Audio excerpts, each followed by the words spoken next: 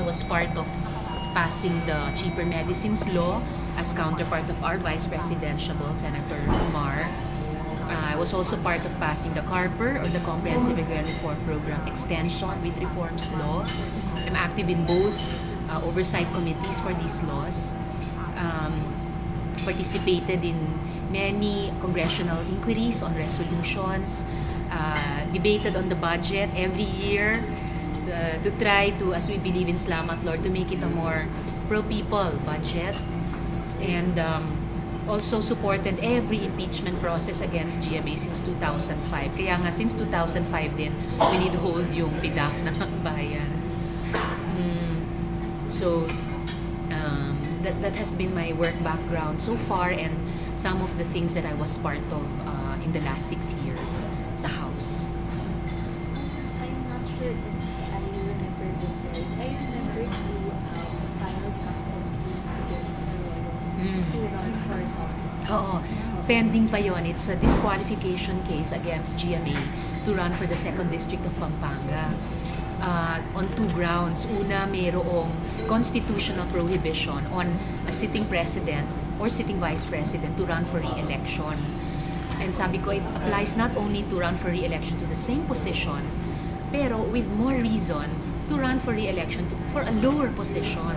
And pangalawa, yung constitutional principle of equal protection of the law, na if we were to protect other contenders for president and vice president, all the more reason we should protect from the undue influence of a sitting president those contending for a lower position, like say our candidate against GMA in Pampanga, Dennis Simpao. Dinismiss yon ng COMELEC 2nd Division, so I raised it to the Supreme Court, petition for certiorari. Dinismiss din nila in a minute resolution, simply stating that COMELEC had not committed a grave abuse of discretion, but saying nothing about the substantive grounds. So, kakafile ko lang nung Biyernes ng motion for reconsideration sa Supreme Court, praying that they will review their dismissal of that disqualification case against GMA. So, we're just Waiting, hoping, di lang namin alam for what, kasi nagrally din kami laban sa decision ng Supreme Court on the Chief Justice. So parang, ano na kayang Supreme Court itong pinafilan natin? But sige, file pa rin ang file. Exhaust all remedies. Yeah. Diba? I have a question for both of you. With all of the things that you want to do, the causes that you're advocating, I would like to know what are the initial bills that you are going to support if ever you're going to be elected in terms of priority. Yes. The initial bills that we will support, or Yeah. are we gonna initiate? Well, of course, one is yung nakasalang na kasi yung RH bill, no? So, yung katulad na sinabi namin kanina, we will really revisit that and see ano yung pag-usapan na pwedeng ayusin, no? For as long as the heart of the bill is there, we can explore the other aspect of the bill. Kasi kailangan talaga ng ating mga kababaihan yung ganong klaseng bill, no? So, yan ano. Ang second is if it's not the bill that is now, maybe I'm really because I'm passionate about the peace talk and the peace process, and I really would like to have a national law on a peace law, a peace agenda that will really make the current practice of doing peace talks and the process more comprehensive. It will have the element that is missing in all the processes that have been so far, in terms of the broad base, in terms of addressing the peace issue, not just in the issue of arms, but looking at the other aspects of the conflict, which is the development aspect of it. So while we do peace, while we do talk and try to come up with a just resolution in terms of talking, we also have to jumpstart already the economic situation, because that makes the dialogue for the talk much more difficult if rampant poverty and rampant corruption is there in the backdrop of the talk, no? And so of course there has to be an this is going to be institutional in terms of making the government itself be accountable and responsible for whatever agreements that it goes into, no? Because as we see in the past, one administration can just, do the opposite what the previous administration did. And what is very clear example here is the all-out war of Arab, when he just issued or in the backdrop of a ongoing talks and agreements, no? And as I've said, meron kang 1996 peace agreement, bakit pati yung MNLF areas were included in the conflict. So obviously, it's not a government institutional commitment in terms of the way they deal with the talk, and it's very important.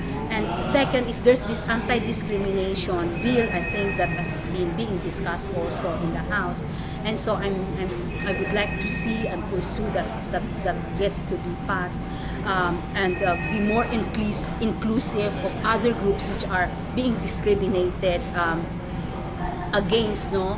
And I think that will help a lot also sa usaping kapayapaan, no? Because for me, peace is a personal as well as political, no? So anti-discrimination law for me needs to be worked out and passed. And of course, I'm very concerned about the oversight on the budget, no? Because as you've said, 280 billion that goes into corruption. Kailangan talaga bantayan mo yung budget kung saan napupunta. Lalo na yung budget para sa kababaihan. We've had the gender and development budget na pinasa na yon, where at least 5% of budget goes to gender and development. But as we speak until now, meron pa rin mga LGUs and other ahensya ng gobyerno na hindi nila binibigay ng maayos. And at the end of the day, women do not benefit from it. Hindi pa rin inaayos yung the 5% that has been there for a long time. Ilan lang yung makikita talagang gumagana at umaandar. And of course, yung bagong pasa na Magna Carta of Women, kailangan tingnan natin na talagang mai-implement yun ng maayos. So those are the things that I really would like to prioritize. Sorry, I have to cut short for a while and give the table to Risa. She has to leave in 10 minutes. So Okay. if you have questions for Risa, can you please address it to Risa right now? So, sa akin naman, 4 sanang priority legislative agenda. Una, anti-corruption pa rin. And in support again of what we're fighting for ng Aquino Rojas administration, yung laws that will implement yung sinasabi ni Senator Noy na carrot and stick. So the stick, of course, yung apprehension and punishment of corrupt, especially government officials, setting the example from the top level down throughout the bureaucracy. Pangalawa, yung carrot, so legislation in support of na siguro in the spirit of the salary standardization laws na hindi pa rin napatupad, to up the salaries of government employees to a level that would make them somehow competitive with their private sector counterparts, as has been done in other countries, even in our own region, from 50 to 80% of the salaries of their counterparts in the private sector. Pangalawa, health. So, kasunod ng cheaper medicines law, companion measures, for example, top of mind, reform of the PhilHealth system. Dapat i-expand natin yung ating National Health Insurance Program from the current coverage of only 10% of the population to 100, universal coverage, and immediately to provide free hospitalization under the PhilHealth program for the poor members of that National Health Insurance program. Pangatlo, of course, women legislative agenda. Andun, syempre, yung walang kamatayang reproductive health bill.